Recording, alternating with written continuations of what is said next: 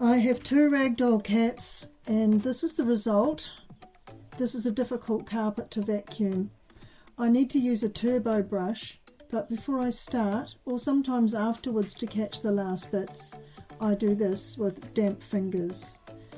You could use silicone rubber, anything grippy, to get this up, but this is a particularly difficult carpet, so I use a turbo brush, which is a twirly-whirly brush that you go on the end of your vacuum cleaner, and I use this method, and this is the only way I can get all the fur off the carpet.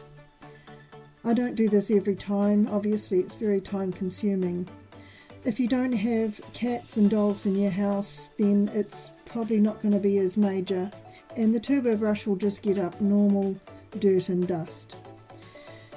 If you're enjoying my videos, please share them with someone who could use them, and please subscribe because it helps me to get monetized. I'm not monetized yet as I make this video, but I'd love to be able to make an income from my YouTube videos.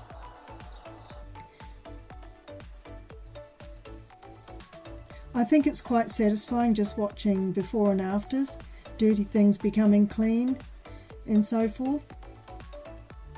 So thank you very, very much for watching my video, and I hope you've enjoyed it.